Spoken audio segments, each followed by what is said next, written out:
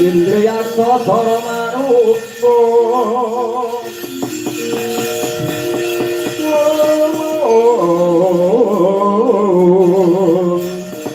Kawana purnama harko Samirono anwaraya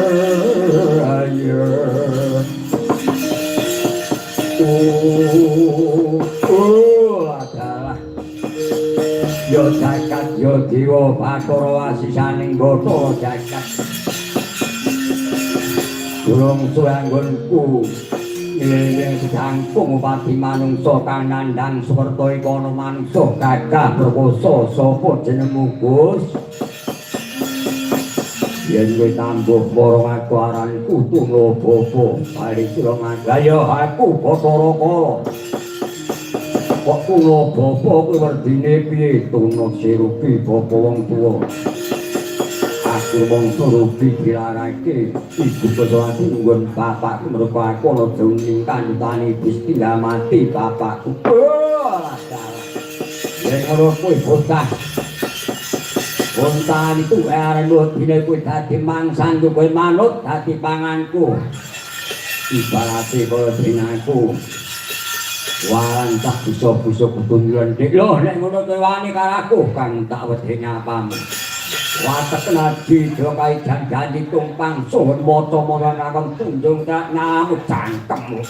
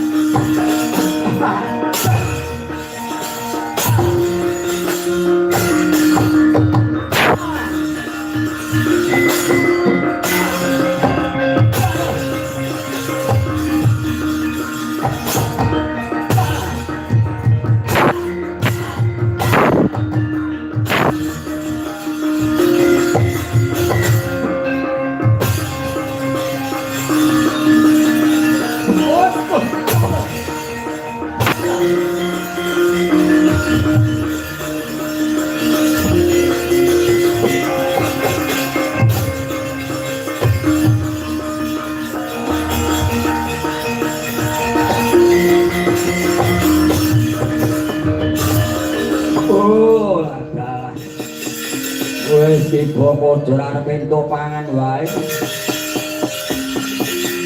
Ketoke dipangan omah rame bareng. Pangan iku mlayu bani ndas supaya pecah-pecah.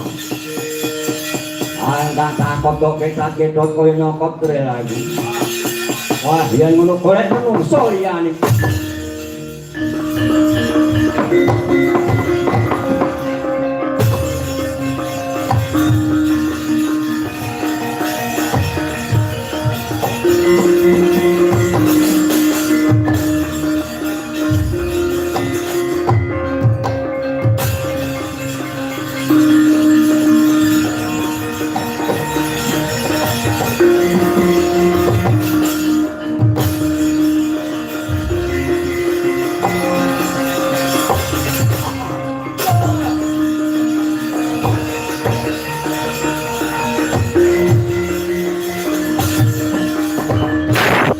kaya para mandonya kumulungin toto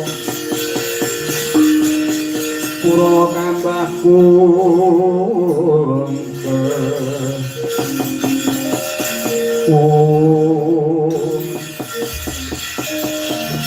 wah iki wangono menungso maneh Jaka Perkoso Beto awake kok yang sih kowe sapa Gus ngaku ayo. Yen kowe takon karo ngaku aranku. Bapa Tuna lho, Kamal Tuna bapa iki bapa Tuna mung diwalik. Kok gek menungso mandor adep karo sandrak gremang-gremeng. Bapa Tuna regine kuwi bapa Bapak Tuna rugi. Bapak Gumongson ya aku rukulan di tunggalmu sami jengah yang ngono bocah tak jak badok dina iki ora